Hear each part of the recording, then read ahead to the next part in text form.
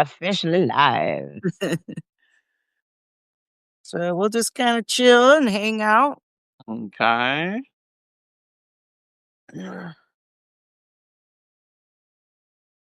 So I'm do pulling y'all up the have chat. plans for the holidays? Um, I am going. Me and Egg are going to my parents tomorrow, and my besties tomorrow for Christmas Eve, Good. and then you're having dinner here at our house. Uh, Awesome. just pretty low key. Yeah. Yeah. At least you'll be around family and friends. Yeah, it's low key. We're not. I mean, Yeah. we don't do much around this time of years. Yeah, I don't even I mean, I have a decorative tree that looks like a real pine that I just put some ornaments on, but that's like my only Christmassy decoration. Yeah, I don't really to me it's just another day, but it's a Yeah. So good excuse to hi assemblywoman.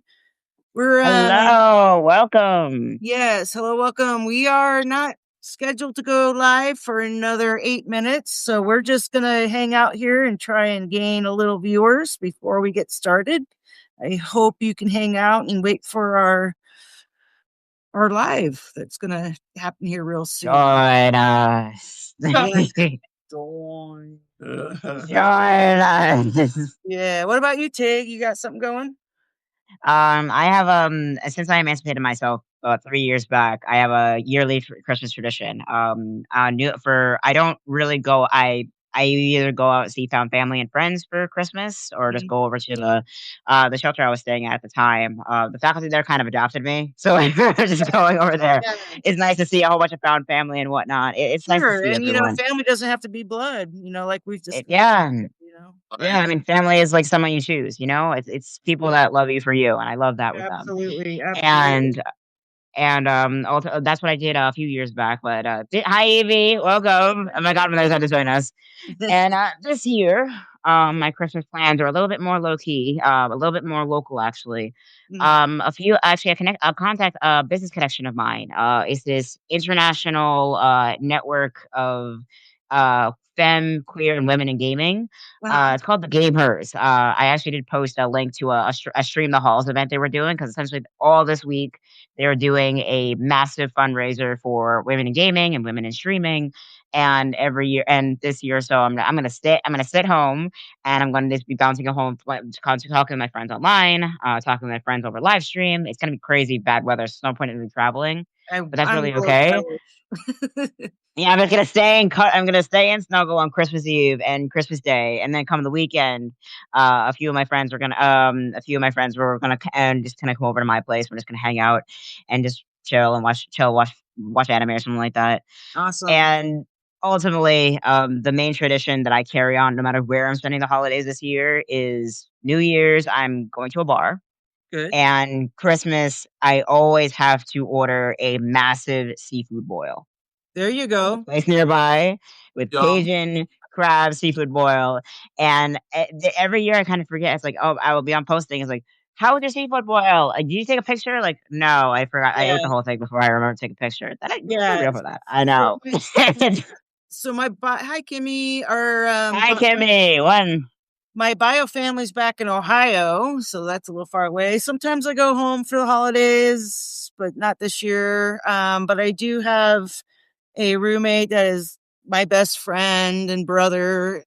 We are going over to another friend's house, and we're having tomahawk steak, surf and turf, and crab legs. Yeah. Yeah. Yeah. So, hey, Kimmy, we're just hanging out for a little bit. We're not scheduled for another 5 minutes. Just waiting for a few more people to show up before we get going.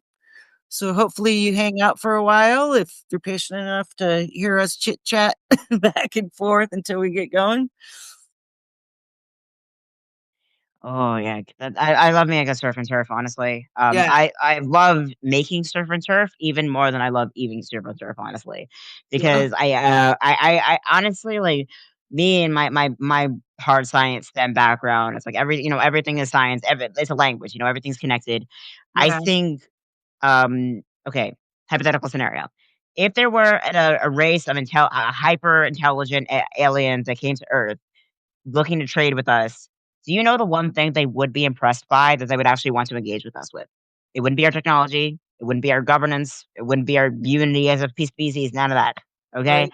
The one thing I think an alien race, no matter where they are in the world, where they are in the universe, would be gravely impressed with is humans have found a way to turn a biological necessity, food, into a form of cultural expression. Yes.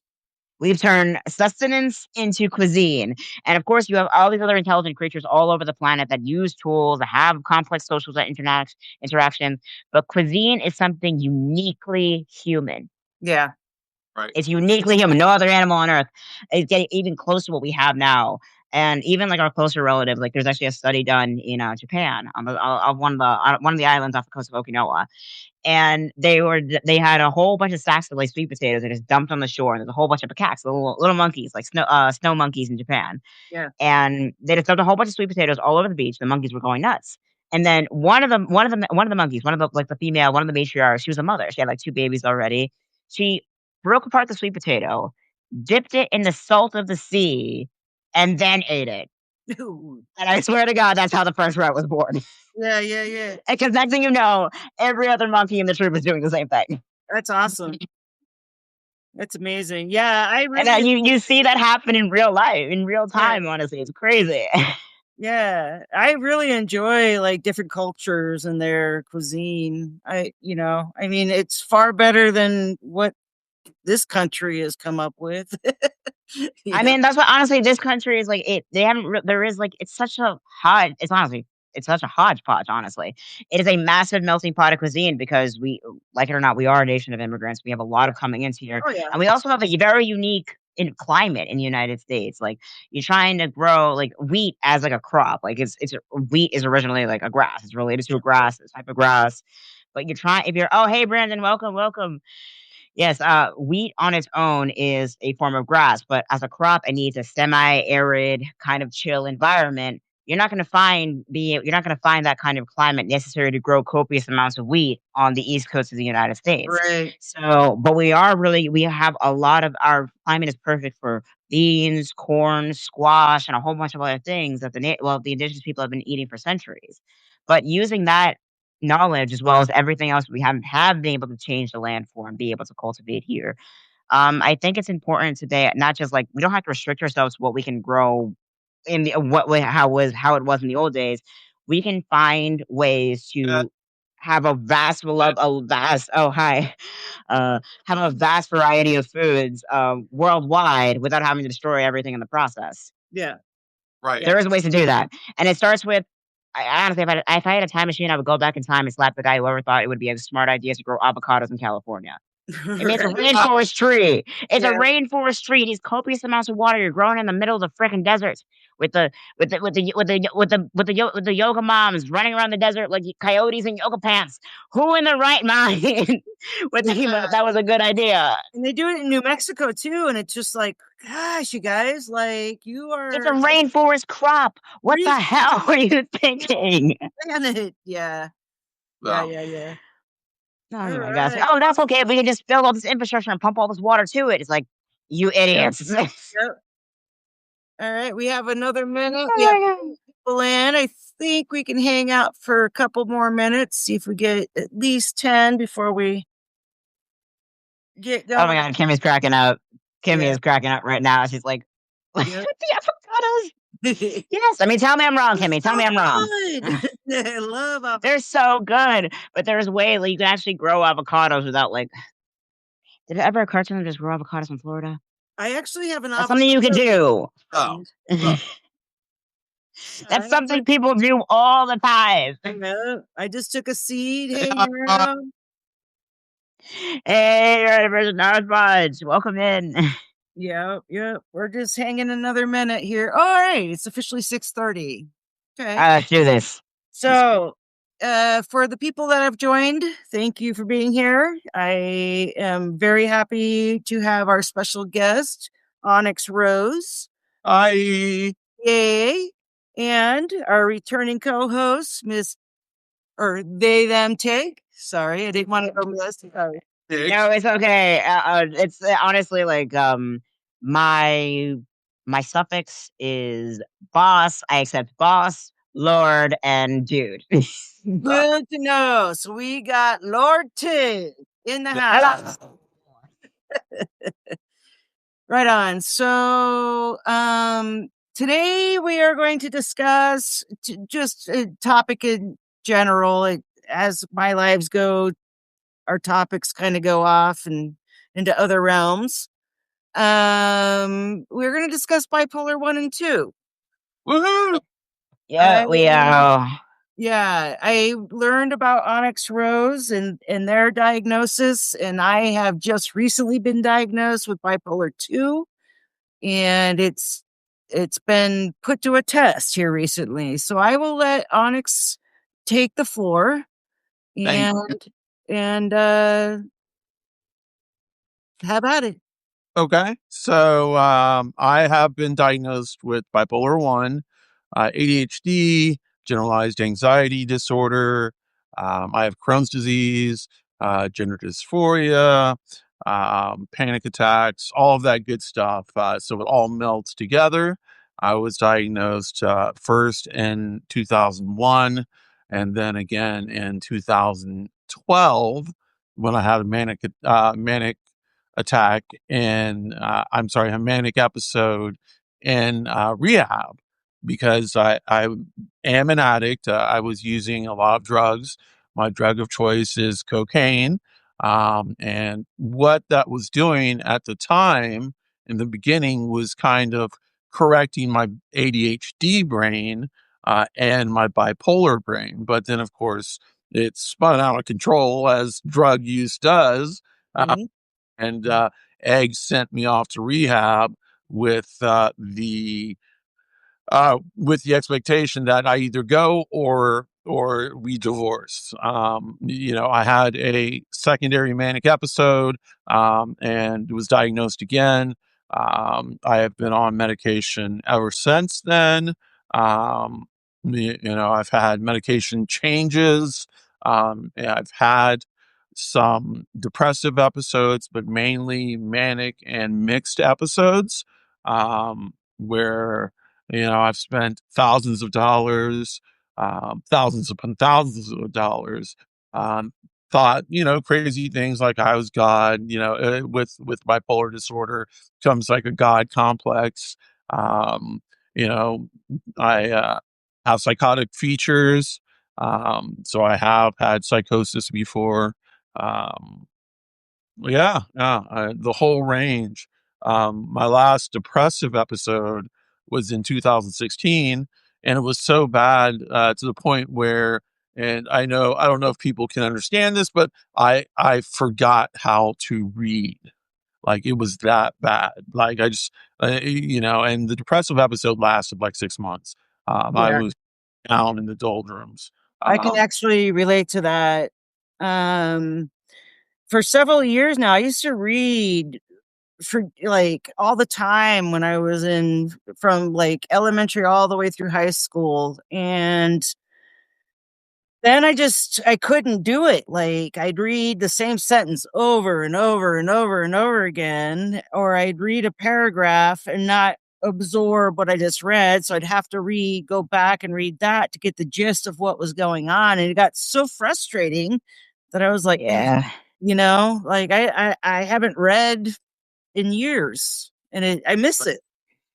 I I miss. feel you guys honestly. There is I did actually talk to my therapist a lot about this common phenomenon because it happened to me as well. Something I used to do is I kind of have one of those rare cases of autism that kind of borders on like that borders on the Einsteins and the Isaac Newtons of the world essentially. I have one of those kind of rare brains. And over the course of my life, between the medical abuse that I had suffered, one of the two things that kept me grounded through it all, that kept me from going over the edge more times than once, was I had Google, I had my research, I had the public library, and I had my Amazon account.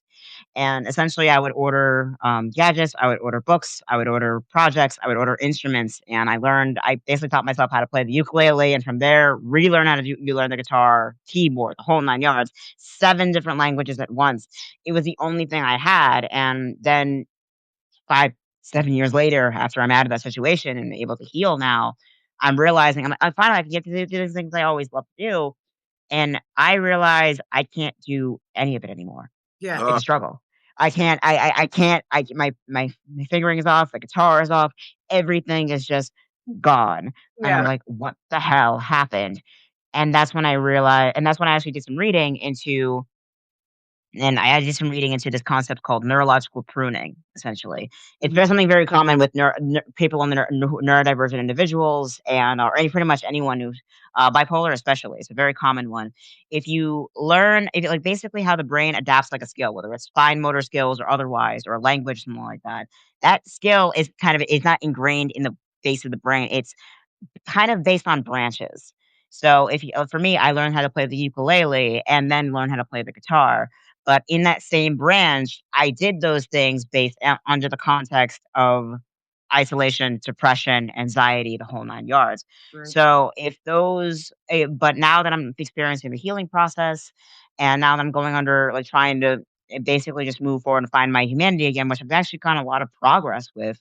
I'm finding that those trees that were attached with trauma, but also attached to skill sets, got pruned with the trauma. The trauma was not necessarily doesn't have to be the root, but if it's on the tree at all, you cut the trauma out, the rest of the branch goes with it, along with all the skills you learned in the process. Yeah. Right. So it's a frustrating thing. You have to I'm still in the process of relearning how to do everything. Right. And Um, so I was raised by a musician and I played several instruments growing up. I was in all the competitions, solo competitions on clarinet. I played saxophone in jazz band, several different instruments in marching band, pep band, Christmas, I did it all. And I also suffer from really bad arthritis. So like I can't even play my guitar anymore if I wanted to or if I could. You know what I mean? And so I have actually found out I've been trying to recreate my creative juices, get something to keep my brain occupied and focused on something. And I know Tig and I have discussed this. I picked up a tattoo gun and I've been trying out the tattoo. I have just started laying ink on my own self in the last week. yeah, So yeah, and the designs are beautiful. yeah. Yeah, I would like to learn how to tattoo. I'm not really an artist in terms of drawing, but I would love to learn how to tattoo so I can get my own tattoos for free. Right. Yeah, and that's another thing. I know, yeah. I mean, I have a friend of mine who was in the trenches with me in that similar situation. We kind of healed together. He lives out. He's also trans. He's also a trans guy. Dude looks like Edward Scissorhands. Hilarious. And and like his name's Matt, and Matt is actually a professional tattooist. So that's honestly why I'm looking forward to like getting my tattoos as well. I'm still working out the designs, but not only just the design, but I'm also trying to develop like Onyx here wasn't. I don't know if you were ready for this conversation. Bioluminescent tattooing that is immune, that is hormone responsive. Yeah, that is something that's fun for the future. Yeah, So I can just have glowing tattoos like Avatar. that'd be Ah, amazing. that would be good. Yeah, I but like. honestly, Um, Yeah. yeah, but like tying it back to something like having being able to like relearn a lot of the skills that I lost. It was such a matter of frustration for me. It's like wait, and that's when I realized like I kind of compared it to a similar situation. Say you have like say you had broken leg, a really severe broken leg, and you learn to walk with a broken leg. Or the allegory that I use a lot is how did you become such a good driver? Oh, I learned to drive by driving in the back seat with a shoelace and a broomstick. Yeah. That was my reality being on so many meds at once, heavily over medicated for Sure. nothing. And and like how did you survive? Basically just running on sheer adrenaline. It's scary as hell, but you get over time, if your survival depends on it, you get really, really good at driving a car from the back seat with a shoelace and a broomstick.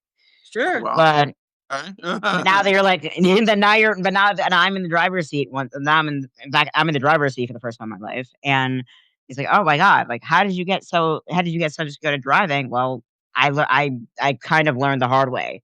I learned the most absurd way possible. And now I'm driving that way. But also relearning how to do a lot of these skills. And it's really important that I have my friends who are able to like, I have my found family that is like, hey, stop beating yourself up for something you learned to do when no one in the right mind would be able to do it. Like you're beating Right. yourself up for not being able to drive a car with a broomstick and a shoelace like you had to for 25 years. Right. Right. Right. Yeah. Is like is I know like you have that skills, but now you can learn how to do those same things you used to do 10 times better in a different way, in a healthier way. It's Right. kind of like resetting a brake. If you're learning to walk with broken legs and the brake doesn't set right, it's going to hurt, but you've learned to do it anyway. You make it work. And the moment you have that relief is like, I don't know how to do anything. Now you can relearn how to do things healthier in a way that doesn't have to hurt. Yeah. Right. Right. Yeah. So, Onyx Rose, you want to talk about how you came about being diagnosed with your bipolar 1? So I actually walked in because I was going to insert myself into a psych ward. I was just that lost, and my father actually stopped it. And I was underage at the time, and he um he did not believe I was bipolar, did not believe I had any medical issues, mental issues. And I don't know if it's just like the black family, that doesn't want to reach out to mental health, even though, Right. yeah, even though my father is a physician. Yeah. The mental health aspect is not one thing that black families are big on. I find. So when I was diagnosed again in 2012, there was no ifs, ands, or buts. So I was in rehab and had to stay in psych ward. So there was nothing that anybody could say at that point. I have had, I have had depressions where I've gone back to my parents' house and like stayed in the basement and curtains drawn and, like hoped like hell that I could see the next morning. A lot of suicidal ideation, Yeah. a lot, suicide attempts, amazing that with my life and my self-destructive ways that I am here today, not in jail or not dead. Right. It's not, and that goes along with the gender dysphoria as well. Like it was just a swirl of mental disorder, mental disease. Yeah. Yeah, And and honestly, it's interesting you mentioned that Onyx Rose. Something that like I was thinking about a lot recently. I just recently did a note actually on my Substack about it.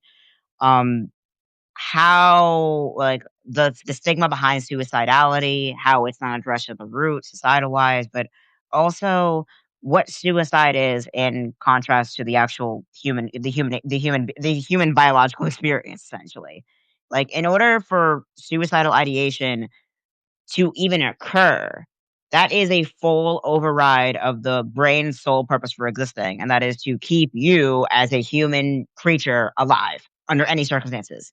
yeah. So the fact that suicidal ideation is even present, is even in existence, that's not something that happens naturally. That is not a failure. That is not a moral failure of any kind. That it takes an incredible amount of social conditioning. Yeah. The idea of suicidal ideation at all is a consequence of social conditioning rather than the consequence of illness itself. Sure. And When you feel like your existence as you are is worse than death itself. That yeah. override. Uh, That override. yes. And going back to what Onyx Rose was saying about like how they found out or was diagnosed in theirs, like just recently I'm only 3 weeks into my diagnosis and I'm diagnosis 2. So I don't have those really super highs manic, but I do get anxiety and I do overspend and you know what I mean? Like I don't think rationally when I'm hyped up. Mine is more on the depressive side. and I find myself deep in holes since I was young. And I've had suicidal ideation as well. I've never attempted, but it's always sitting back here in the back of my brain. And it wasn't until, well, I got divorced about 2 years ago, about a year and a half ago. And that's what really kind of started boiling up my uncontrollable behaviors and moods. It was a very contentious divorce. I had to sell the marital home, moved in with my adopted daughter's biological family, which I've always been very independent. I've owned 3 homes in the last 30 years, and it was a hit on my ego, I guess, Right. to have to ask somebody. Understandably so. Well, Understandably so. Yeah, and so, yeah, like, right now, I'm in a rental. I've been here since March, and it's the first time I've had to rent a space in 30 years, but so during that whole year that I was with, my daughter's biological aunt, it was a very toxic environment. We just butted heads left and right, and I just couldn't do it anymore. And with my arthritis getting worse and not realizing that I couldn't control my emotions, and so I would act out, or like I would get triggered and just say horrible shit, and it's not me. Like, I'm a very kind and loving person. But it was like a couple weeks ago, my daughter, well,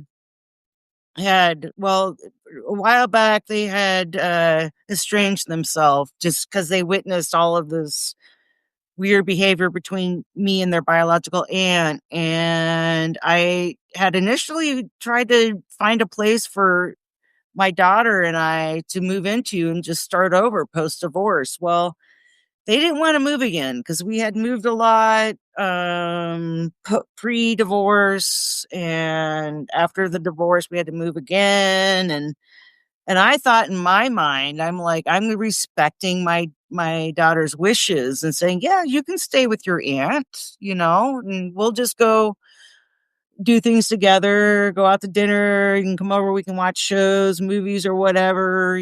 Well, it didn't turn out that way, and I got accused of abandoning them.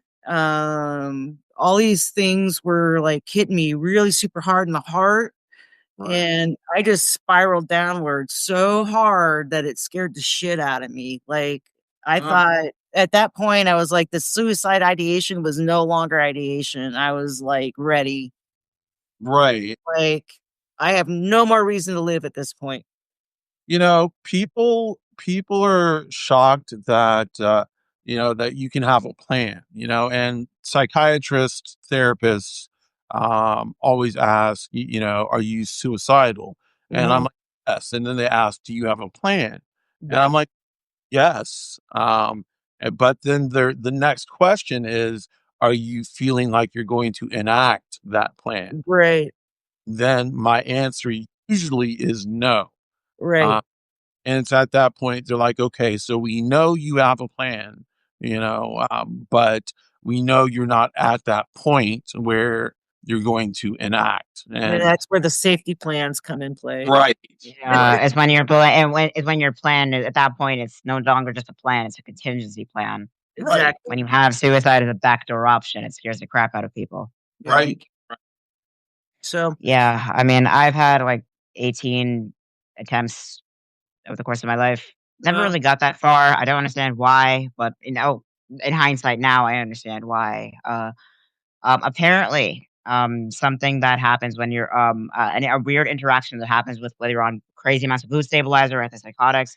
The vast majority of drugs prescribed for the psychotropic drugs in question have a weird deactivated reaction to vitamin C. mhm. yeah, And given me and my autism sensory issues, I cannot stand the smell or being around any other fruit aside from lemons, limes, cranberries, and stuff of the like. So with that in mind, it was weird because like my autism sensory issue saved my life essentially. Because other than that, it probably would have shut down my kidneys and killed me. Yeah. Right. But even aside from that, it's like when you have no autonomy, when everything is around you is falling apart, when everything that we were told either should be or not be. And for me, like that, my rock bottom moment that I kind of spiraled back to a couple of times over the course of my life is that seeing like that, like I'm never going to be the person my parents want me to be. I know that they're too stupid to understand or too delusional, whatever. They still hold on to something that's never going to happen. Right. So I have a choice. Like if I can either end it now and spare everyone the agony, spare myself the agony because I can't go on like this, Mm-hmm. or let them have their delusion. And it was really like, it was a really a worse than death situation, and that's over and over and over again. It came back to that. It came back to that same dilemma. Is that Yeah. I'm never going to be the person XYZ wants me to be, Yeah. No, and no matter how far I succeed or what I do, it's never going to be enough. And it's like, okay, so do I continue knowing that I'll be likely abused and bullied for the rest of my life, or do I just call it quits and leave them all to deal with the apocalypse on their own? Right. I so Yeah, just it's my parents actually told me that they thought I would be the one, the smartest of the family. I was going to do great things, and I just turned out to be a shame for them. And they actually told. yeah. And I was like, great. I'm happy that you feel so comfortable that you can say that to me. Um, I you know, know, and it's crazy because like I kind of had an opposite with that. I wasn't supposed to be the genius in the family. That right, role was supposed to be for my brother, my younger brother. I wasn't supposed to be the genius. I wasn't supposed to have that gift, yeah. right, but I did, and they couldn't reckon with that. So my assigned role was supposed to be the caretaker. I was supposed to give up on college and take care of my parents into old age, be a babysitter for my father and a doll to play with for my mother to dress up and play with for the rest of my life. That was their assigned role, and when it became clear that was not an option, that was not on the table, they took some drastic measures, and it just escalated from there to the point where if you're not going to let me die, then I'm gonna take you with me. Essentially, oh, Mm. there was only so many. There's only so long. And this is kind of a trigger warning for anyone sensitive about this, but in my experience, there's only so many times you can cycle through the suicidal dilemma and be actively stopped and then further abused for trying, Mm-hmm. right, that you kind of just end is like, Yeah. this is It's kind of like, I have no mouth and I must scream kind of situation. It's a very I have no mouth, I have no scream situation. It's like I can't. I'm not. I might like curse them mortality. Like I'm not allowed to die because you won't let me, and you won't let me die because of this delusional situation that will never happen. right. right, What do you do when your creator is mad? Essentially, and it's only so many times you can spiral into that before that agony you felt for yourself, that depression, it spirals into something much, much darker. And it Yeah. spirals into outward rage. And yeah. that's where things get dangerous. Yeah. Okay, so that is something to talk about, the outward rage, the rage that happens with bipolar disorder or any bipolar disorder that I know, I should say. Yeah. Over any other overlapping conditions like CPTSD mimics a lot of the same symptoms as bipolar. Yes, yes, but the rage it's real, It and it's is. hardcore. It's And lashing like it's that. like you get triggered and you And just like, fuck you. Yeah, not even the fuck you. It's like I will take everything you have ever built and burn to the ground. that, It's just Yep. yeah, it Yep. gets scary. Yep. that's exactly it. Yeah. Wow. Yeah. And in my case, like my ex-spouse, was very, very, treated both my daughter and I emotionally and mentally, abusive.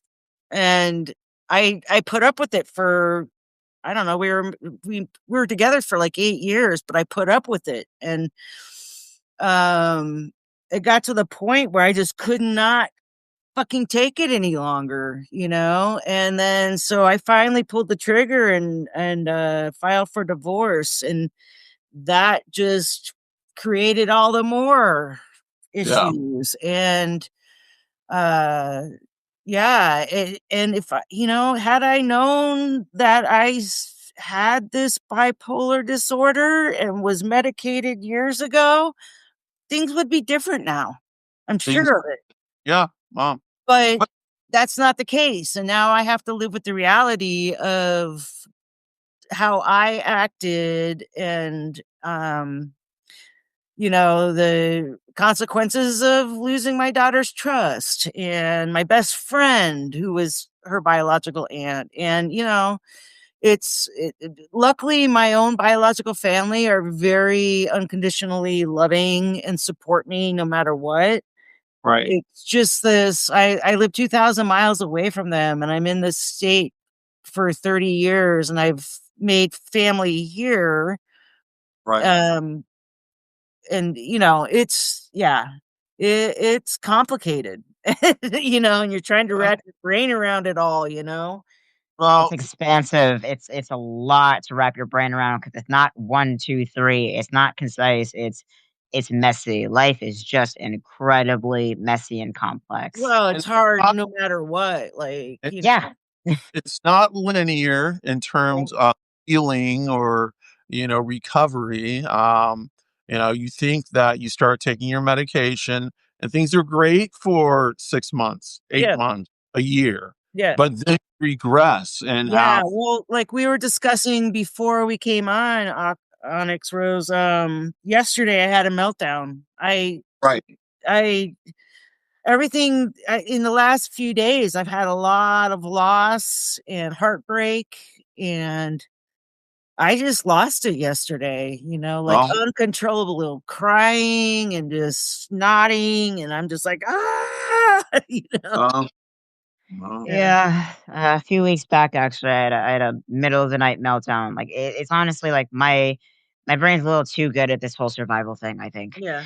And because I will wake up with nightmares without remembering what the nightmare was. I'll just feel oh, all the physical shit. Like, and I just kind of got used to it at this point. It's like, oh, I had another nightmare. Great. And one of these episodes, I kind of just woke up, nightmare, not remembering why. No memory as to why. No memory as to what to trigger it. But I immediately just got up, went to the other side of my apartment, and just started doing pull ups because I yeah, needed to have some kind of You act. need an I outlet. was just, Yeah. I that's needed an outlet. like, I just started doing pull ups and I just started screaming, those fucking bastards. I will destroy them all. I will destroy them all. I will destroy them all over and over and over until it's like, why was I so angry? Yeah. it's always about getting something out, especially with the nightmares. I get nightmares Mhm. Oh, I quite do a. too. Yeah. And like they're, I had nightmares all last night and panic attacks. So it was like a bam, bam. Yeah. I was taking my Klonopin and it wasn't doing anything. And I was like, hey, nightmare here, wake up, get a panic attack. So walk around the place, turn on the TV, go to my laptop, whatever I could do to make sure. And for me, it's always make sure I can see the sun the next day. Yeah. If I take it to the next day and Sure. I'm And life counting. is really beautiful. It really is. There's so much beauty surrounding us, and Right. Right. Something It's as just, and simple as a sunrise. yeah, yeah. something I that's live in a mountain town, and I work with people with disabilities, and it's so rewarding. Like, I have rewards in my life. It's right. just people in my immediate like circle, the people I've held dear to me for so long are like rebelling against me for reasons I don't understand, you know? Yeah. Yeah. Um, and It's a tough one to reckon with what outside perspective because again, it all comes back to worldview essentially. Yeah. It's like something I was explaining to a friend of mine we kind of butted heads for a little bit, and I was able to explain to them. I pulled out like a pepper shaker, like a glass pepper shaker. Like, you see this pepper shaker? This is your worldview. And you see Yeah. that wall? Yeah. That is the universe. And I threw it against the wall and it shattered. And that's what you're trying to avoid. That shattering of your worldview. It scares the crap out of you because it's not that it's small, but it doesn't mean it's insignificant. And notice how the shatter, even if it hit the wall, it still made ripples. It still Yeah. had an impact that affects things long before you even see them. Yeah. It's kind of hard to wrap your head around that. Like, even like you feel so small and insignificant in the grand scheme of things, but small is not it does not it's not a synonym for insignificant.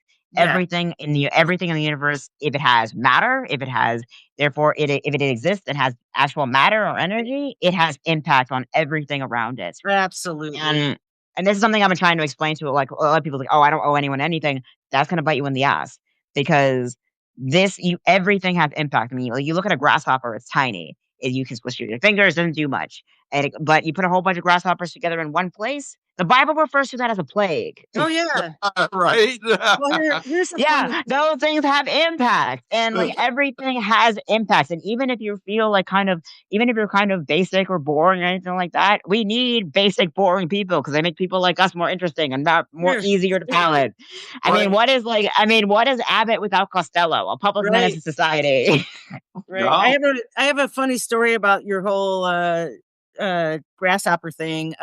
So when I moved to Utah, I grew up in Northeast Ohio on Lake Erie. Seagulls were everywhere. I mean, and they were kind of a nuisance. They were like, you go and try and eat your lunch, and they're right there trying to take your lunch away from you, you know? And so I moved to Utah and I started asking, like, hey, what's your state bird?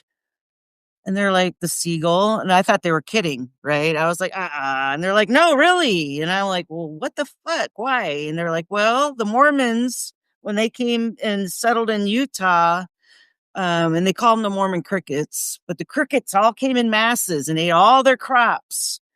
And the seagulls came in and ate all the crickets and saved their crops. And I was just like, what the? All hail the seagulls! Yeah, like, All hail the seagulls! That is hysterical. yeah. But yeah, but like also it's like seagull. It makes sense the seagulls to be in Utah because like, well, what do you have in Utah? Tons of salt flats, a pretty Yeah, Great inhospitable Salt Lake, environment, lots of and like reservoirs and yeah, lot of reservoirs, yeah, exactly, and seagulls are one of the few birds that can actually survive and thrive in that environment. yep. I mean, seagulls are greedy, scrappy bastards, Oh but yeah, they're they like lab. are resilient. Oh my god, it was something funny because like I was talking to my friend, another friend of mine, and he was trying to convince his mom to buy a McDonald's with his brother. And the conversation, I watched the whole thing go down, and it was like a negotiation between like nobles and kings about the throne. It's like where like mother, we have decided we humbly request tribute of McDonald's. He's like, oh, who came up with this idea? Oh, my younger brother, he would overshot. He was insatiable for his quest. I seek forgiveness. Oh, and his mom's like, oh, so you're both greedy. I have raised seagulls. Yeah, And the oldest, like, my friend's like an older brother. He's like, I am no seagull. How dare you? that's hilarious. It's hilarious, but it also like comes back to like regardless of where you are in the world, there is life, and where there is life, there is joy and beauty where you can find it, Absolutely. even if it's not what you expected. Yeah. I Right. mean, there's this whole idea. I mean, even like my generations were very like there's this whole. I can't stand the people like this, like the Brian Griffin kind of positive vibes only kind of people. It's pretentious and it's gross. Yeah. Yeah. But it's pretentious and gross. But ultimately, it's something I've been able to take away from help them understand is that just because something isn't cute, cuddly on the surface level, that doesn't mean it one doesn't have value, and two also can't be appreciated. Sure. There we Um, go. yeah, There we I mean, we went through the grasshoppers, but also there was a strict devaluing of terms of conservation of animals that are not cute. And it's like every animal on Earth along deserves to live in harmony with us, of course. But there's strategy with that, and different countries have actually come up with very genius ways of going about it that may offend the uninitiated. Like if, for instance, in Zimbabwe, they have a policy for game hunting or trophy hunting. That say that you have this rich asshole that needs to shoot a rhino to feel like a man or something like that. He's like, hey, I want to shoot one rhino, please. Okay, they'll go to the game reserve. He's like, all right, you can. There's this male rhino that we have here that's been killing the babies and hasn't bred in a while. He's kind of an a-hole. You can kill this male rhino for $40,000. Deal. But like they're gonna kill the rhino, yeah, but they're gonna use that money to provide the game reserve with the equipment, the guns for the rangers, the gas for the trucks, and all the other incentives and all the funding needed to go into actually helping more rhinos. it's a very tricky conversation to have. It's like on Yeah. one hand, like, well, we don't want to kill any animals, but on the other hand, some things you can sacrifice if it doesn't help the whole. If that doesn't help the whole, So what it's happens not. that's killed? Do they take them home as a trophy? Use all the Yeah, it's trophy hunting, but ultimately they use the trophy hunting industry as a way of population improvement as well. So it's that may live it. great Yeah, idea. it's interesting. It sounds like a great Yeah, and idea. a lot of other countries do it well. Like the United States has a similar policy with black bears. I mean, like that's why our black bear population is consistent. But to tie it back to what we're originally talking about is there are interesting ways to go about treating complex problems, and that complex problems may not always have high conflict, interesting solutions. Sometimes, if you're dealing with severe depression, sometimes if you feel like your life is falling apart, it's not like a rom-com, it's not like a Hallmark movie, like, if your life fell apart and your partner left you, chasing them down to the airport and trying to win them back, it very rarely works. Yeah. That's not what you Doesn't need. It's oh, it's it's not what yeah, chasing them out of the airport, like a Hallmark movie or like a rom-com or something like that. That's not how life works. And right. sometimes really intense, really high conflicts, very, like, emotionally charged conflicts and situations have incredibly boring, mundane solutions. Yeah. Oh, yeah. All right. Incredibly Kimmy's mundane solutions. Oh, That's Kimmy Kimmy's gonna run. Kimmy's got to run. Well, thanks for stopping by, Kimmy. I do Thanks for this. uh, stopping by, Kimmy. Yeah, I do this every week, Kimmy. I'm doing it on Tuesday this week and next week, just simply due to the holidays. But I typically do it on Wednesday evenings. So come on back. Would love to in have you. terms of Love to have you. mental illness, especially bipolar disorders, not having the like quick fix. I've done a lot of therapy. I've been in Yeah, therapy since 2012, continuously. right. I have missed maybe 1 month. I have gone 2 times a week. The problem with therapy is it's kind of expensive. Yeah, Uh, so there are and it people who can shouldn't afford it. be. Yeah, there are people who can't afford it who need it, Yeah, uh, and the people who can get therapists, oftentimes those therapists may not be be the right exactly fit.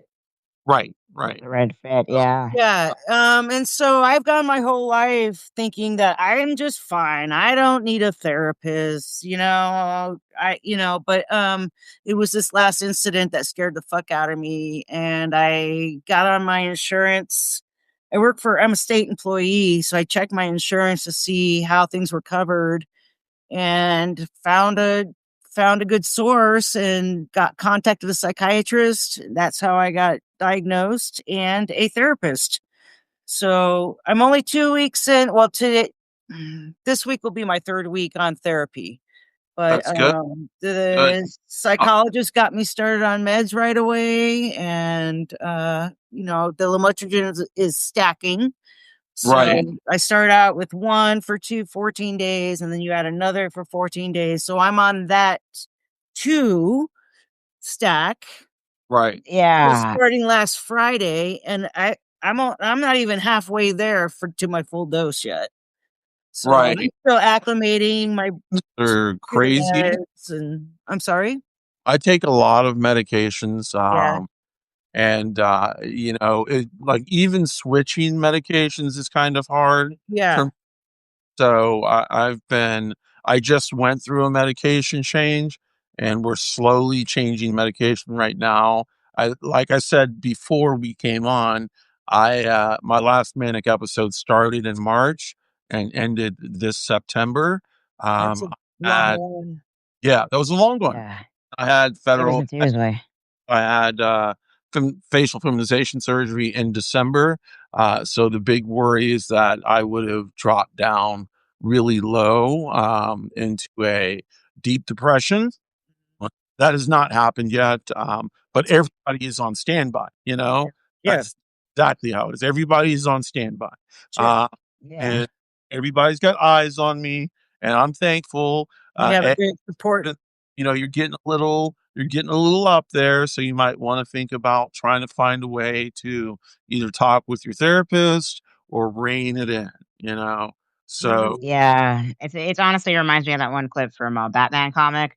He's like, Bruce, you're injured. Stay put. Like, oh no, the hell, I will stay put. I'm going out on a mission, and they had to lock down everything. And like, no, like, hey, going somewhere? Oh, come on. Yeah. Like, you're not gonna let me go to work today, are you? Not until you have a minimum 8 hours bed rest. I made some chicken soup. You're gonna eat it while you brood. Right. right, And We previously, all need friends that treat us like Alfred oh occasionally. yeah, right, absolutely. right. And They'll be he, our wingmans when we need it, but also hold us back and like, you're gonna stay here until you feel sure. better. Okay, fine. Yeah, so I was previously diagnosed with chronic depression, Yeah, and they tied it to my arthritis that I have throughout my body at such a young age. And so they started me off with some of the antidepressants, and then they finally put me on Cymbalta, which is actually also not just for depression, but also helps with pain.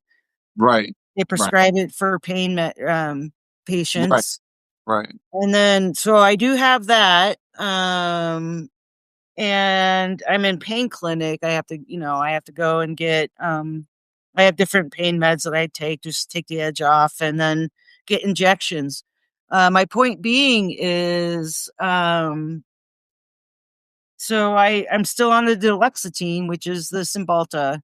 right. And then once they figured out that it's not just depression, that I actually do have bipolar disorder, that's when they added the lamotrigine and then the clonidine on top of that. Right.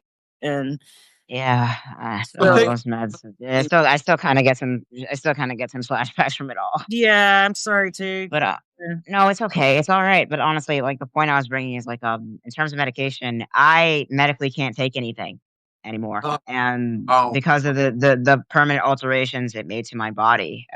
Like my cardiologist actually did a full EKG on me, and he's like, "I've been a thoracic surgeon for 20 years. You're giving me the full rare sheet of every medication you were on for the last 8 years, 12 prescriptions total, taken at the exact same time. How are you Yeah, not dead?" yeah, yeah, And I again, the theory's still out on that one. But in terms of like why I can't take medication anymore now because every single thing that would apply to my case, like of CPTSD, like heavy overlaps with mood stabilizers, heavy triggers, heavy medical trauma, and like kind of really strong bursts of rage as well as like defensiveness and depression. It's something that I've had to I kind of have to rough it and heal from this manage this the old fashioned way because of this. And ideally, there would be one medication that's relatively new that would work well. It worked well in the past, but my insurance doesn't cover it, and no insurance does now. Nationwide, it's called Vraylar. I Essentially, my insurance cover yes, yeah, yeah. my I mean, that's the thing. The caveat with it is that you have to have at least eight different prescriptions to be categorized as failures within a 12-month period. I didn't So, I take Vraylar. yeah, I definitely take it. yeah. Yeah. Yeah, and I can't yeah, it's horrible. Like, Beth is right, honestly. Is like I had to I can't so I have two options. If I want to get the Vraylar that actually helps me, I have to either re-traumatize myself by over medicating myself again, going through every single one of going through every single one of the medications that I was abused with, or I can just rough it. yeah, So we're going with roughing it. Ah, And yeah, and so that's honestly why I'm really happy to have like friends that are kind of like Alfreds, mini Alfreds.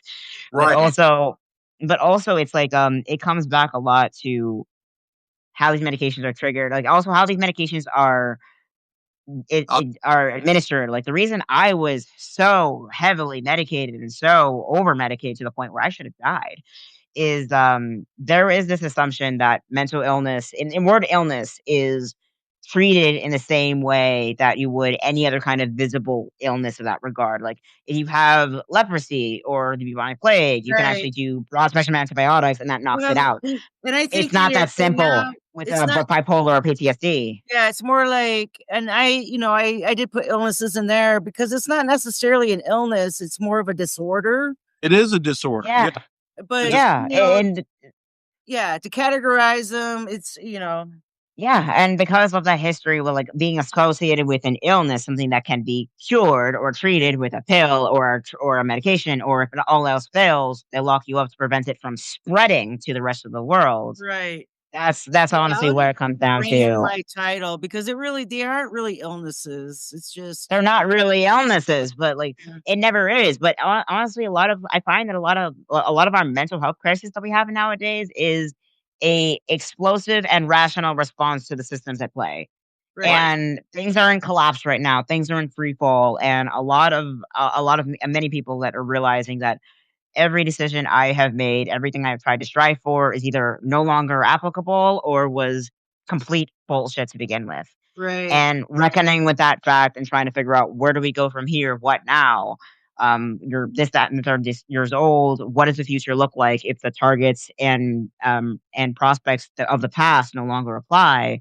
That's scary as hell for Yeah. so many people, and that's honestly why we need creative individuals like us, or so many more. We need people like us to actually Yeah. figure out what comes next and build better systems that help people, Right. not just it That doesn't goes with on the it gate says of making things better, like just make it to the next sunrise. and addiction. Tomorrow can be better if you make it to tomorrow.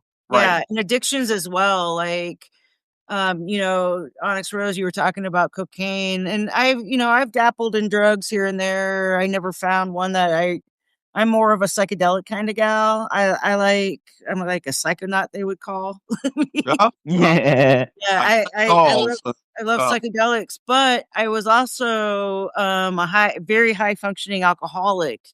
Alcohol was my poison, and I come from a long line of them. Like uh, both my parents and my grandfather, and so I was drinking very heavily up until I got that diagnosis, and then I was just like made the decision that I think I need to put that aside, and you know, I've definitely noticed a difference not drinking and the new meds, being able to um well, that's the thing. The meds aren't going to work if you're drinking. right, They're right. just Yeah. Yeah, it's chemical against a chemical, right, right, and that's the same thing. Yeah. To take mushrooms or acid, ecstasy, anything like that, is you don't know how much you need to take to get Right. where before you started Yep. taking psych Yeah. med. You Yeah. know? So I haven't Yeah. taken that And since I started my meds just because I don't know how it's going to react. And Like, and I'm very experienced, like right. Mom, I just, yeah, hold on. I I'm just scared. gotta you know? I have a experienced and long yeah. drug past. Yeah, I Yeah. have. I've done just about every drug. I've had many lows when it comes to drugs, um, but I don't do them anymore. I'm fortunate that I don't drink anymore, and I think it's helped me stabilize. But even trying to live the cleanest life, uh, bipolar disorder can jump out at you at any Yeah. time. The medication can help, but it's not an end all be all. You can still have a depressive episode, a mixed episode of, and be on your medication. Yeah. Have to be hospitalized, and get your meds adjusted. So you just never know. Yeah.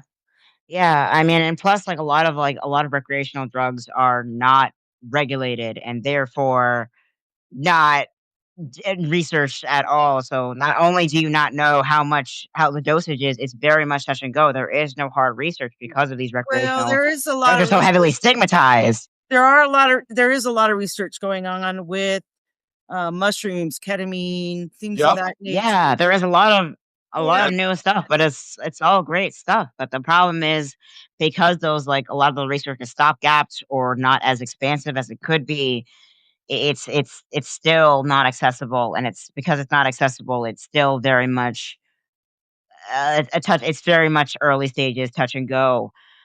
Because of that, honestly, it's a tough one, honestly, because something I was actually researching. This is in terms of how the history of cocaine, essentially, is that what I found was that cocaine, the plant responsible to have the active ingredient of cocaine, like the coca leaf, is Uh-huh. a monocrop in the Right. same way that yellow dead corn is. And because it's a monocrop, and due to climate change and everything else, it's going extinct. The plant responsible for the active ingredient of cocaine is going extinct, and because there's no other strain to be able to supplement the supply, that's why you have mystery chemicals and mystery synthetics imported from overseas. That's how you Right. get your fentanyl. That's where the sources. That's where all the issues come from. Essentially, Right. it's when it all comes back to climate change, monocrops, the whole nine yards. And this could have been avoided if we destigmatized. Oh, I mean, honestly, look at what Portugal has been doing. Honestly, Portugal decriminalized every drug known to man, and they don't have an addiction problem because if you start to develop a little bit of a little bit of dependency, then they have facilities where you can get high if you need to and get the help you can. The thing about Portugal is they did institute that where they decriminalize all Yeah. Yeah. all drugs, and within successive generations you see the drop in drug use, Mm-hmm. and you're right, there's also the treatment facilities, so for the hardcore drug addicts they can go get their drugs that are And measured. not have to steal and Right. It also goes back to drug quality as well because Worry about if the it drug. like black market, yeah, I mean, when you have a demand for a product, capitalism doesn't give a shit. If you have a demand for a product and that's not recognized by the general market, the black market will provide. And when you don't have that kind of regulation that comes to the general market, then all kinds of things happen behind the scenes. And what right. Portugal has is that their supply doesn't come from Central America. It comes from the Middle East. Right. And that's why it's a better quality version. It's a better quality drug. It's just a better quality product. And that's something that a lot of people are like, oh my God, like Breaking Bad and shit. Like, no, Yeah. that And matters. we can thank When you have a better quality supply, you have we less can thank death. Reagan for the So I've whole had war against drugs. You know? I've had Yeah, pure versus Coke touched with shit, and it's you can tell the difference, Oh and yeah. you can just tell. It's yeah, it's you know, Yeah. I've yeah. And it's always the higher quality. It's getting I, more and more expensive, and that's where things get really terrible. And I'm not a recreational drug user at all. Like I had my start with a couple weed. I have a couple friends of mine who are stoners. Yeah, not my thing. right. And I'm not allowed to drink anymore after what happened last time. But I don't drink. it, Yeah. yeah, but aside from that, like I understand that drugs is something humans have always done, yeah. Right. and this is something, yeah, like drug use, something that is like magic mushrooms are the genus responsible. Something found all over the world Yeah. historically, every continent. So, It's something that humans have always historically done, and criminalizing it and making it a moral failure for something inherently something kind of weird that humans do And is not a real solution. In in the our same way DNA, that stigmatizing and locking up people who have mental disorders in the same way that they used to doesn't right. solve the problem. It makes it look like it solved the problem yeah. because, oh, they're not seeing on the street anymore, but it doesn't solve anything. It No, It just just nothing makes solves it anything. There's out no of sight, out of mind. problem. yeah, I create guarantee that. Yeah, it really comes down to like, do you want to make things better or do you want to be Yeah. right? right. And Most people just like, well, I want to be right without them even realizing it. mushrooms just in general we're very closely related to them Yep. DNA wise. Yeah, yeah, it's true. And Yeah, fungus we is a are weird one. like, and so it's I think because of that, I mean, I believe in Mother Earth, and like I think nature has provided us with the right medicines. If it comes from Earth, if Mother grows it, it's not a chemical made in a lab. But even then, a lot of the chemicals that are made in labs are the synthesized version of the original thing. Yeah. Right. I mean, if you look at like aspirin was originally like a bark from an aspen tree, but there's only Right. so many aspen trees you can cut down before you have to like, okay, we want the same active ingredients. We can start It's like synthesizing the same thing. Valium. It made it more accessible. Exactly. Or Right. like opium or any kind of other drug. There's only Right. so long you can use the raw natural material before you run out of the raw natural material because you just eat Unless you all of them. effort to reinforce that raw natural material by regrowing it. Yeah, and regrowing it, but also you have to select. There's the selective breeding aspect of it, and then Right. you get the monocrops. Right. Yeah. Yeah. It's a whole complicated issue, and there needs to be a balance between them. And that's Right. something a lot. It all goes back to having a balance of selective breeding, breeding for the strengths and the traits that you want. I mean, the high quality coca leaf, the high quality opium, or even like the aspen tree that has the most amount of aspirin active ingredient in the bark, or even Right. things like cinnamon or corn or any other kind of crop. It always comes down to finding a a Good. medium middle ground and not spiraling to any other side. Sure. Right. And that's how hard to do both in infrastructure systematic wise, in science, and also in life. Yeah. What it really comes down to is like there is no extreme. You can be locked up forever, or you can't just be run wild in the street. There needs to be a medium. That's where things need to be. Yeah. Well, that's why I look to Portugal. Portugal has provided a roadmap that, I think the United States would be well to follow. And yeah, in the first two generations, there may be some problems, but I think successive generations, the drug use is going to be less and less. It's going to be less stigmatized. Mm-hmm. Therefore, Mm-hmm. people will be uh, less, wanting to jump into it and try it. You Yeah. know, those that do will have clinics that will help them get through it. Yeah. It's a There's great, also the addressing of climate change as well as improvements in other different forms of agriculture like hydroponics. I'm a big proponent of being right, able to diversify the amount of genetic diversity within your crops to right, prevent another cocaine situation, because that also spirals into migrants, refugees, and everyone trying to flee from that violence, and also the climate change that brought about the violence to begin with. It Right. right, all kind of it not there is no one set cause, there is no one magic pill that you can use to fix a problematic symptom or a problematic behavior. If you're pacing around, like I was pacing around my parents' basement for years, like a freaking caged tiger. And the first thing my dad said to my therapist is like, "Isn't there a pill you can do to fix that?" ugh, Yeah. And the worst part is that he genuinely believed it. A genuine question, and he had no idea. To Yeah. this day, I haven't spoken to them either. It's like, they have no idea. But ultimately, what it comes down to is that there is a very simplistic worldview. There is a very tidy pepper shaker that's not all quite there that so many people have. And the idea of smashing the pepper shaker against the wall is terrifying and loud and startling. But there's also a matter of opening things up and learning more about the world. And when that happens, that we're a better society overall. Sure. right. I agree. It's when we tie everything that we had to a pepper shaker. That's where things get dangerous. Yep, It's like, do you want to make things better, or do you want to be right?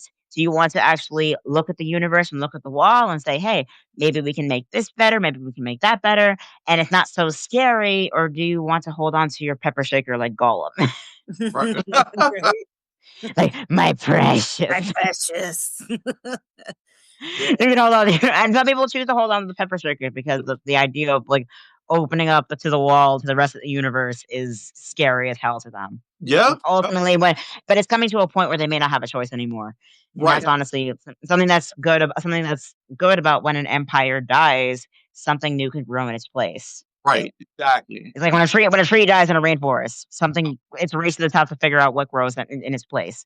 And it's Right. our responsibility to make sure that something beneficial and healthy grows in its place. Agree. 100%. Yeah. Wow. See. Beth is like, depends on who I'm speaking to. My husband and I want to be right. Damn pepper shakers. Damn pepper shakers. Oh my god. But something that's honestly Beth actually brings up a slightly good point, actually. It's like, well, if you're depending on who you're speaking to, like, do you want to win an argument?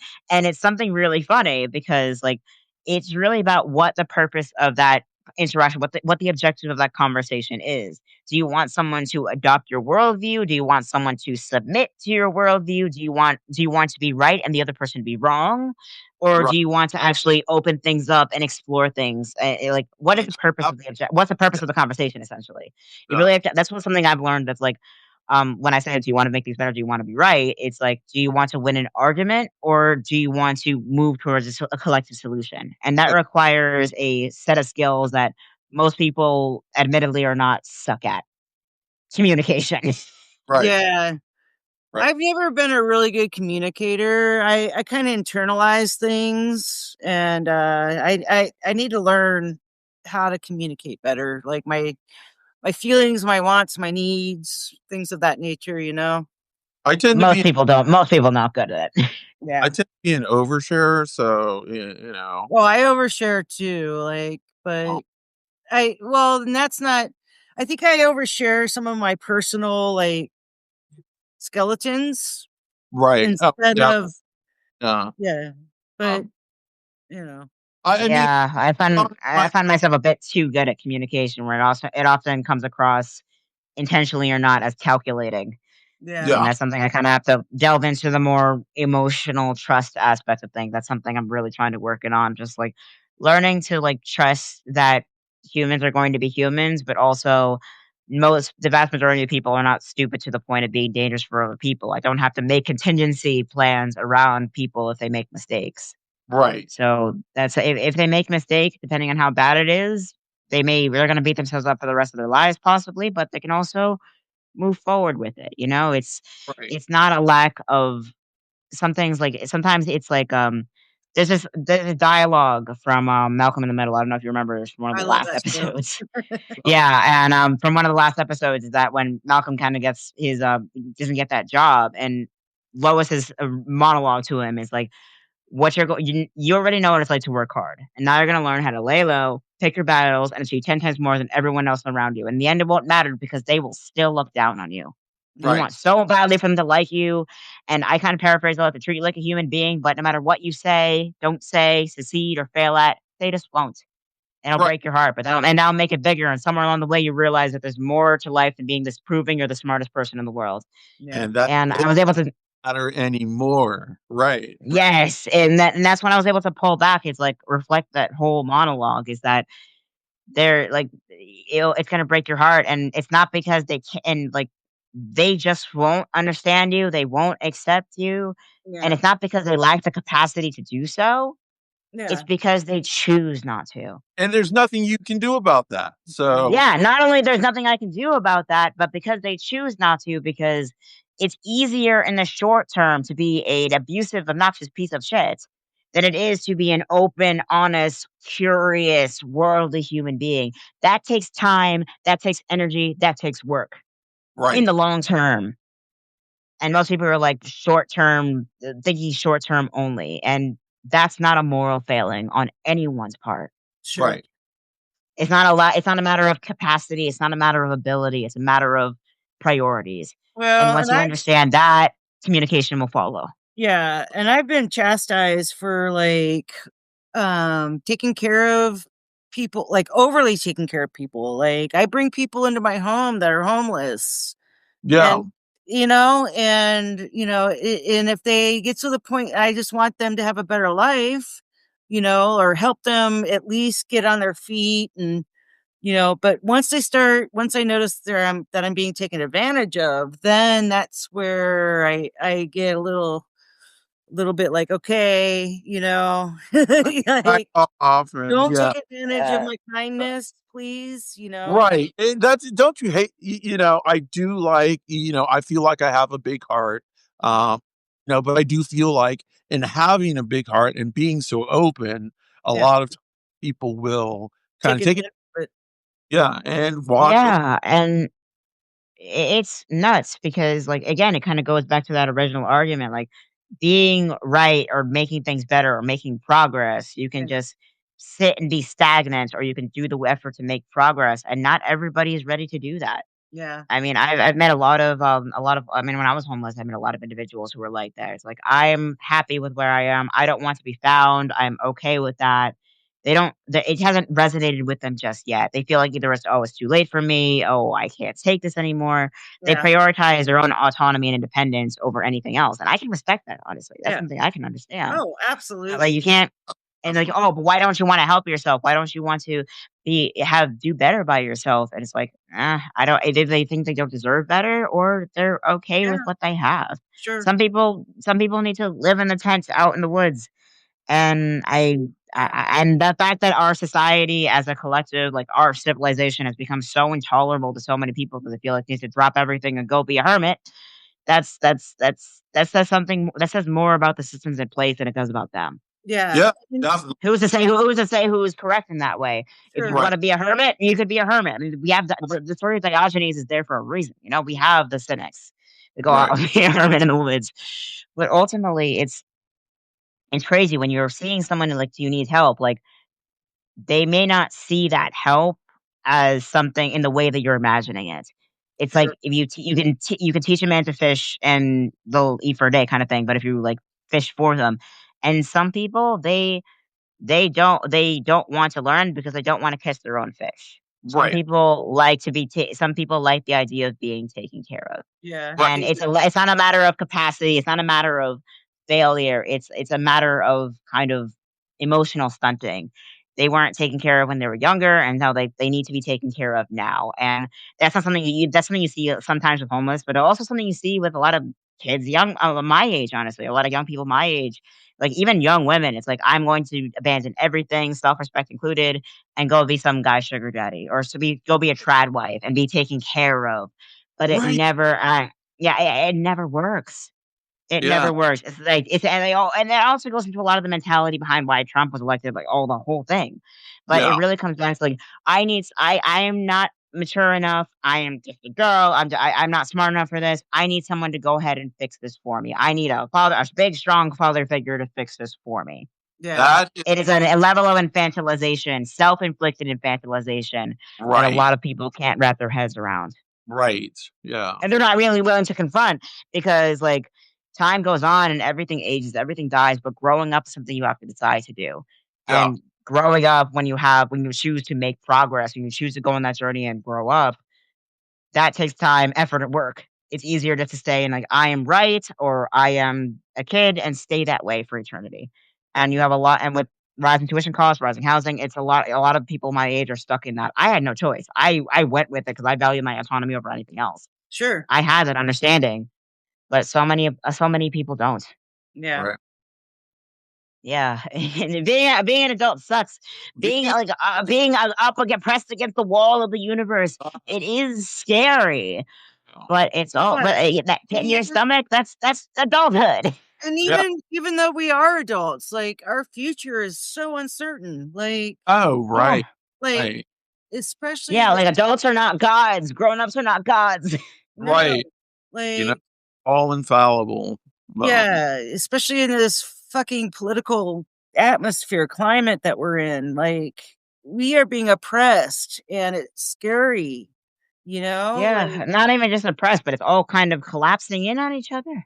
Mhm. Right. It's not sustain. The oppression is not sustainable within It itself. It's not going to work for anyone. yeah, Mm-mm. at all. Um, Yeah, Mhm. Jack honestly says something important, like, "Hey, Jack, how you doing?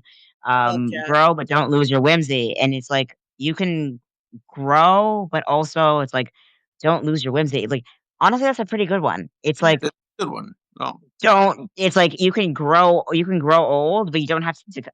You don't have to decay.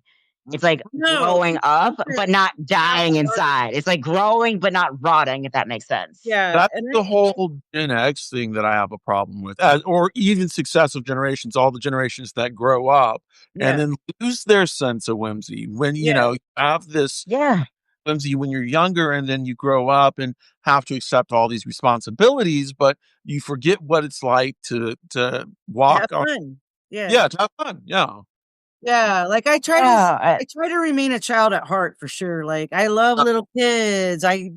Toss them around and make jokes with them, have fun with them, and I just Just go to the park and or farm and in the parking lot with your friends.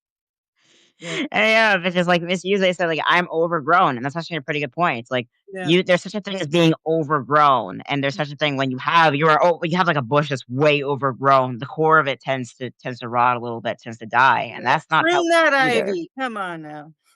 You can just take it is a matter. It's like pruning. It's mental hygiene, and to quote honestly a really profound clip from Rick and Morty. Honestly, if anybody watches, is Rick's therapist. Honestly, Dr. Wong reminds me a lot of my therapist. Only my therapist is like stereotypically British. It's hilarious. But it's like you would be like incredibly bored by therapy. The average person would be incredibly bored with therapy. The Yeah, same way I feel bored brushing my teeth and wiping my ass. Because the true part of cleaning, hygiene, pruning, and maintaining is that it's not an adventure. There's no way to fuck it up so bad that you might die. It's just work. And there's some Right. people who are okay going to work, and there's some people who'd rather die. Right. I love therapy. I really do. Like I've been going so long that it's become ingrained in me to Yeah. go to therapy. I don't do DBT, CBT, any of that. It's Right. talk Just therapy now. one-on-one, having a Yeah. conversation. Yeah. That's honestly what I've had, and since I met my therapist back in 2018, she's actually signed my emancipation paperwork. So I'm really happy and grateful that I found her and I'm able to keep her for all these years. Yeah. Right. And aside from that, but like up until her, I was met with back to therapists, psychologists, psychiatrists, each and every one telling me what you're experiencing isn't real. We will give you this pill to fix that. Yeah. Ah, don't you hate that? Yeah. Oh. Yeah, and it gets Yeah, to the let's just point where, make like, it honestly, I call be I yeah, I call it the Freudian formula essentially because that's what this was. The Freudian Yeah. formula, how it is that the scientific or medical basis for the field of psychiatry, going back all the way to the start of it, was that the patient you're seeing right now is the manipulative group. It's basically the abnormal, and the world around you is the control group. So in DBT or CBT, you are adjusting the patient to fit in line with the control. The control being the world is safe, secure, fixed gender roles, thriving economy, this everything you have nothing to be depressed about, this, that, and the third. Yep. That is where the chemical imbalance comes in. That's where the illness, the pathological component comes in, because that was the assumption for so long. The control was the standard, and you can't change the standard because the standard doesn't change. Yep. If there's no control group, the whole formula falls apart, and that's Yep. where we are right now currently. I've got something for misuse in the chat. Okay, and y'all can join in if you want. But here we go. 3, 2, 1. I don't want to grow up. I'm a Toys R Us kid. We got the best from the less really fit it. Oh my god, yes. Video games. So there is Walking through the aisles, maybe gaslighting your parents. I want the Spy Gadget toy. Oh my god, yes. I Oh, used to I'm a work 2000s kid. I'm a 2000s kid. Yeah, I used to work at Toys R Us like 35 years ago, like stocking Oh shelves. I my, would be playing with other oh my god. Wow. Yeah, yeah, yeah. I remember Toys R Us. Yeah. Yeah. I was one of the people who was sad when they closed it and then brought it back and then closed it again. Yeah, they didn't close it actually. Private equity kind of came in and destroyed the whole thing from the inside Right. out. Right. Like they Yeah. did to Joanne's. Yeah. Yeah. And I heard And they did to Joanne's and AC Moore. I heard And all the other things that bring me joy. Yeah. Go ahead. uh, You heard what now? I heard Joann's is coming back in some way, shape, or form. I don't know if Michael's bought Joann's and It might be. um Yeah. There's so many businesses going out, like or not Staples, but I People's can't being remember gobbled the up by name. Amazon last time I heard. It was a pretty prominent store, at least here locally. It's kind of like in that same genre of staple. Anyway, my brain is not thinking of it. Little Office brain. Max? Huh? off Max, Office off Max? No, it's not even an office store. I've got Savers in my brain, but that's that's like a secondhand store. Anyway, it'll like Yeah, it's kind of getting to the point where yeah, I know. Yeah. It's like it's getting to the point where you're the only way to make profit in this current economy is to cannibalize on already existing companies. Right. That's Yeah. what private equity is. It's a company. The business model is destroying other companies. Right. Yeah. Yeah. And that's And we are. Yeah. that's where we are right now. And in terms of like not just being able to like we can't build back what already was because it's kind of eating itself. I honestly compare it to like you have like a pit of crabs, right? Like a bucket full of crabs, and if there's no food left, they'll start eating each other.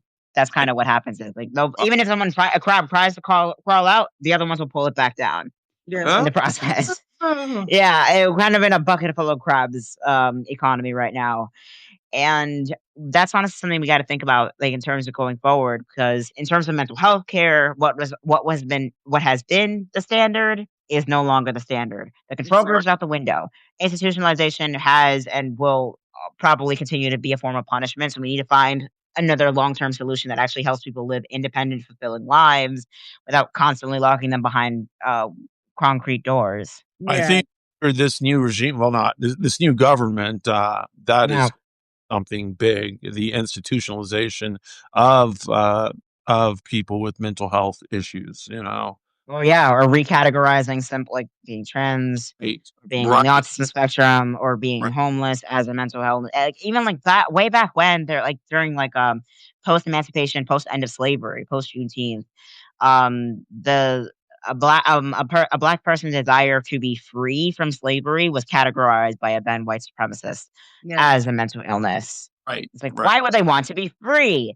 That right, must be a yeah, mental illness. It's like right. Like, oh, okay, Yeah. the complete detachment, the complete disconnect, what it is. right, It's like, right. oh, isn't there a pill that can fix that? No, you idiot. That's not how this works. That's not how any of this works. Like, why No, would an you want to be environment free? plays Like, you have all huge that, you have role. Yeah. food, and like, there is a complete disconnect. Like, wait, why would you want to divorce your masculine alpha male husband? Well, I gave you an oven. You have this kitchen. What more do you want? Right, I get. I want to be human. People don't understand that they want to be human outside of their assigned roles, and that's where all this backlash is coming from. Because, well, the rest of us, like whether it be women, queer people, neurodivergents, everything in between, have figured out over the last 270 years that our humanity is not defined, but is completely separate from our assigned societal role because we rejected it entirely. And Yeah. Right, now, 200 years later, we have cis white men straight running themselves, like banging their head against the walls, like, if I'm not this role, then what am I? You're human. Figure out how to be human without being the societal role you were always told to be because it doesn't apply anymore. And well, that's why they're freaking the fuck out. this Shop, hetero. Shopco. That's the word. That's the business I was thinking of. Shut up, okay, there it is. Yeah. I used to love going there, but they're no longer. Anyway. Yeah. So, y'all, I appreciate being on, but I'm gonna have to drop off because my phone is getting ready to die. Yeah. Oh, yeah, we've been on for a while. Yeah. So, hey, thank you so much, OnyxRose. I hope You y'all, you thank you. Thank you. Yeah. And anyone in the chat, Thank y'all, yeah. yeah, anyone in the you can leave at any time. I'm just gonna do a little closing spiel if you want. Okay, I'm out of here. Bye, y'all. Right. See ya. Bye. Tig, are you wanting to join me weekly? Absolutely. This is an ongoing series. We have our ongoing podcast, Mind Haven. Yeah. We're looking forward to maybe posting on a few other platforms as well, not just Substack in the future. Join us here. Usually we're here 8:30 Eastern, 6:30 Mountain Time. Yep. On Wednesday nights and Wednesday evening. We always love to have new faces. Also, be sure to subscribe to Sushipheliac on Substack, her magazine, as well as my publication, Tigology. More links to come, more content to come from both sides, and we will see you at our next talk, at our next Mind Haven chat. Yeah. So, anyone in the chat, if you are interested in joining us, just shoot me a DM or take a DM, and we'll get you on. If we don't, how I found, and even Neuro, I don't know if Neuro's still in the chat, but my first live, Tig and Nero wanted to come on live with me, and that's how it all started. So, and now we got a solid podcast series on our hands. So if you want, feel free to DM us if you want to come on and chat. If you're experiencing any kind of, we're always down to be human with more humans, you know. Yep. And it doesn't necessarily have to be mental health or disorders or whatever. Like, just hop on in and we can just have a discussion. It's just a safe space for anything. Okay. Thank you so much. A safe space. Thank you. See you next week. And